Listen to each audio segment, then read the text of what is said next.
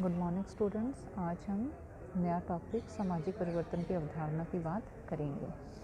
परिवर्तन प्रकृति का एक शाश्वत एवं अटल नियम है। मानव समाज भी उसी प्रकृति का अंश होने के कारण परिवर्तनशील है। समाज की इस परिवर्तनशील प्रकृति को स्वीकार करते हुए मैकाइवर लिखते हैं, समाज परिवर्तनशील एवं गत्यात्मक है। बहुत समय पूर्व ग्रीक विद्वान हेराक्लिटस ने भी कहा था, सभी वस्तुएं परिवर्तन के बहाव में हैं। उसके बाद तो इस बात पर बहुत विचार किया जाता रहा है कि मानव की क्रियाएं क्यों और कैसे परिवर्तित होती हैं। समाज के वे क्या विशिष्ट स्वरूप हैं जो व्यवहार में परिवर्तन को प्रेरित करते हैं। समाज में आविष्कार परिवर्तन कैसे लाते हैं, आविष्कार करने वालों क्या वो करते हैं कि समाज में परिवर्तन आता है, परिवर्तन की किस दिशा से गुजरता है, यह दिशा रेखीय है या चक्रीय है। परिवर्तन के संदर्भ में इस प्रकार के अनेक प्रश्न किए गए, इन्हीं का आज हम अध्ययन करेंगे।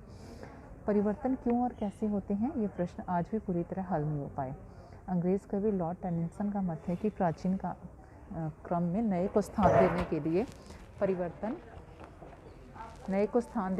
परिवर्तन होता है। प्रोफेसर ग्रीन लिखते हैं, सामाजिक परिवर्तन इसलिए होता है क्योंकि प्रत्येक समाज असंतुलन के निरंतर दौर से गुजर रहा है। कुछ व्यक्ति एक संपूर्ण संतुलन की इच्छा रखता है। तो इस प्रकार हमने देखा कि परिवर्तन क्या है, परिवर्तन कैसे होता है, परिवर्तन की दिशा क्या है। तो अब हम परिवर्तन क्या है की बात करेंगे। परिवर्तन का सामान्य तात्पर्य किसी क्रिया अथवा वस्तु की पहले की स्थिति में बदलाव आना है। परिवर्तन को स्पष्ट करते हुए फिचर लिखते हैं, संक्षेप में परिवर्तन पहले की अवस्था या अस्तित्व में प्रकार में अंतर को कहते हैं। परिवर्तन का संबंध प्रमुख रूप से तीन बातों से है, वस्तु, समय और भिन्नता। अब वस्तु में कैसे क्या है, परिवर्तन का संबंध किसी न किसी विषय अथवा वस्तु से होता है। जब हम कहते हैं परिवर्तन आ रहा है, तब हमें यह भी स्पष्ट करना होता है कि परिवर्तन किस वस्तु अथवा विषय में आ रहा है। बिना वस्तु को बताए हम परिवर्तन का अध्ययन नहीं कर सकते। समय, परिवर्तन का समय से भी घनिष्ठ संबंध है। परिवर्तन को प्रकट करने के लिए हमारे पास कम से कम दो समय होने चाहिए। एक ही समय में परिवर्तन की चर्चा नहीं की जा सकती। उदाहरण के लिए हम कहते हैं कि भारत वैदिक काल की तुलना में अंग्रेज़ों के समय में और वर्तमान समय में बदल गया है। समय के संदर्भ में ही परिवर्तन ज्ञात होता है। समय की अवधारणा को सम्मिलित किए बिना कोई भी परिवर्तन के बारे में नहीं सोच सकता। भिन्नता, विभिन्न समयों में यदि किसी वस्तु में भिन्नता नहीं आए तो परिवर्तन नहीं कहलाएगा। वस्तु के स्वरूप में यदि समय के साथ अंतर आए तो हम यही कहेंगे कि परिवर्तन हुआ है। अतः वस्तु के रंग, रूप, आकार, प्रकार, संरचना, कार्य अथवा अन्य पक्षों में भिन्नता प्रकट होने पर ही हम परिवर्तन का अध्ययन कर सकते हैं। इस प्रकार हम कह सकते हैं कि किसी वस्तु में दो समय में दिखाई देने वाली भिन्नता ही परिवर्तन है। परिवर्तन एक सार्वभौमिक प्रक्रिया है जो सभी कालों और स्थानों में घटित होती रहती है। परिवर्तन के कारण किसी वस्तु के समस्त ढांचे में परिवर्तन हो सकता है अथवा उसका कोई एक पक्ष ही बदल सकता है। परिवर्तन किसी भी दिशा में हो सकता है। परिवर्तन स्वतः हो सकता है, परिवर्तन जानबूझकर हो सकता है, योजनाबद्ध तरीके से हो सकता है, या अच्छाई या बुराई की तरफ तीव्र या मंद गति किसी भी तरीके से हो सकता है। अब परिवर्तन का अर्थ और परिभाषा क्या है। सबसे पहले ऑगबर्न ने अपनी पुस्तक सोशल चेंज में 1922 में इसकी बात की। उसके बाद से समाजशास्त्री साहित्य में इन शब्दों का खूब प्रयोग हुआ। कुछ विद्वानों ने सामाजिक ढांचे में होने वाले परिवर्तन को सामाजिक परिवर्तन कहा, तो कुछ ने सामाजिक संबंधों में होने वाले परिवर्तन को। संपूर्ण समाज अथवा उसके किसी भी पक्ष में होने वाले परिवर्तन को हम सामाजिक परिवर्तन कहेंगे। सामाजिक परिवर्तन की अवधारणा को स्पष्टता समझने के लिए हम विद्वानों की परिभाषाओं का भी अध्ययन करेंगे। मैकाइवर एवं पेज के अनुसार समाजशास्त्री होने के नाते हमारी विशेष रुचि प्रत्यक्ष रूप से सामाजिक संबंधों में है। केवल इन सामाजिक संबंधों में होने वाले परिवर्तन को ही हम सामाजिक परिवर्तन कहेंगे। तो इन्होंने केवल किसकी बात की, सामाजिक संबंधों में होने वाले परिवर्तन को ही उन्होंने परिवर्तन की संज्ञा दी, क्योंकि इन्होंने समाज का दाना पाना सामाजिक संबंधों से ही माना। किंग्सले डेविस ने भी सामाजिक परिवर्तन की व्याख्या पूर्णतः समाजशास्त्रीय ढंग से की। वे लिखते हैं, सामाजिक परिवर्तन से हम केवल उन्हीं परिवर्तनों को समझते हैं जो सामाजिक संगठन अर्थात समाज के ढांचे और प्रकारों में घटित होते हैं।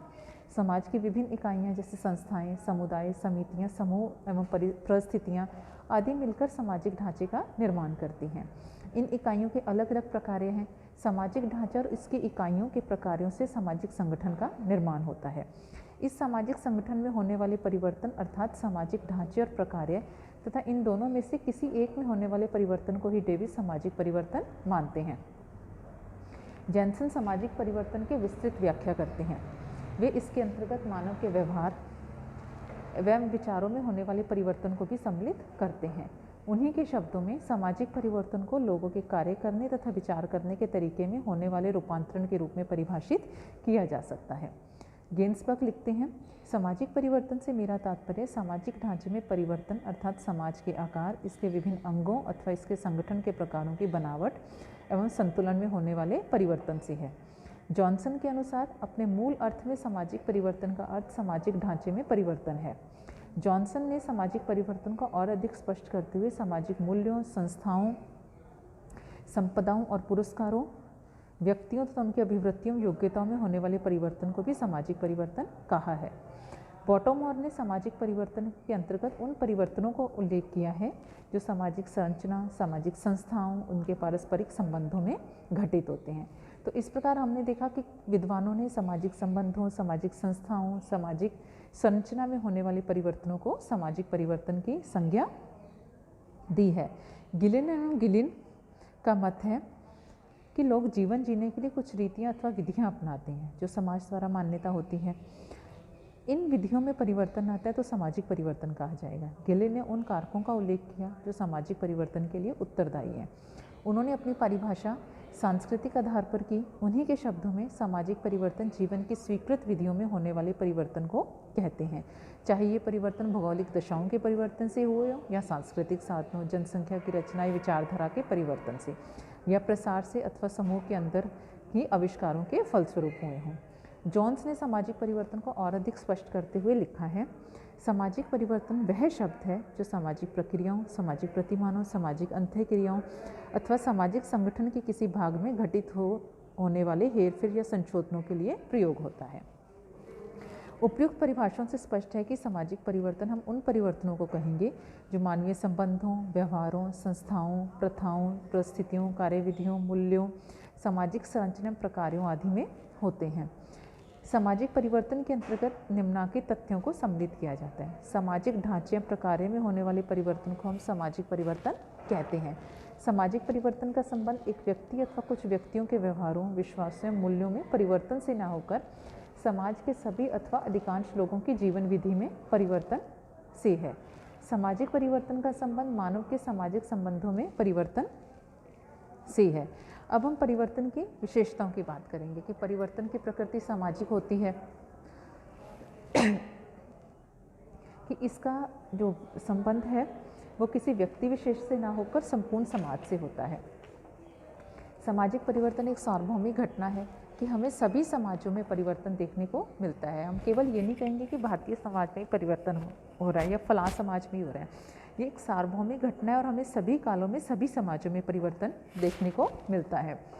सामाजिक परिवर्तन अवश्यम भावी एवं स्वाभाविक है। ये सभी समाजों में होता है। प्रकृति का एक अटल नियम हम मानते हैं और समाज भी प्रकृति का एक अंग होने के कारण परिवर्तन से बच नहीं सकता, तो समाज में भी परिवर्तन अवश्य होता है। सामाजिक परिवर्तन की गति असमान अथवा तुलनात्मक अवश्य हो सकती है। कहीं परिवर्तन तेज गति से होगा तो कहीं धीमी गति से। कभी परिवर्तन अच्छाई की तरफ भी हो सकता है तो कभी बुराई की तरफ भी हो सकता है। सामाजिक परिवर्तन एक जटिल तथ्य है क्योंकि सामाजिक परिवर्तन का जो संबंध है वो गुणात्मक परिवर्तनों से है, इसलिए इसका मापतोल संभव नहीं है। अतः यह एक जटिल तथ्य है।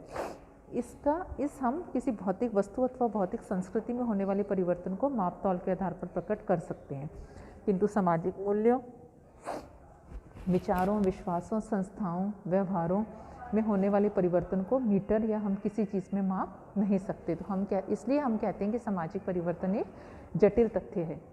सामाजिक परिवर्तन की भविष्यवाणी नहीं कर सकते हम, किसके बारे में पूर्वानुमान लगाना कठिन है कि परिवर्तन किस दिशा में होगा, कैसा होगा। जैसे औद्योगिकरण हुआ, नगरीकरण हुआ, तो हम ये नहीं कह सकते थे पहले से कि हमारे परिवार पर, हमारे संयुक्त परिवार प्रथा पर, समाज पर, जाति प्रथा पर, विवाह पर इसका क्या असर होगा। तो इस प्रकार से आज हमने परिवर्तन की परिभाषाएं और परिवर्तन की विशेषताएं देखी। नेक्स्ट वीडियो में हम परिवर्तन के स्वरूप के बारे में बात करेंगे, इसके जो विभिन्न प्रतिमान हैं। रेखीय परिवर्तन है, उतार चढ़ाव वाला परिवर्तन है, चक्रीय परिवर्तन है। तो आप रेखीय किसे कहेंगे, उतार चढ़ाव वाला किसे कहेंगे, चक्रीय किसे कहेंगे। तो हम उन परिवर्तनों की बात करेंगे कि इनमें किन किन विद्वानों के सिद्धांत आते हैं, उन सिद्धांतों की भी हम बात करेंगे। धन्यवाद।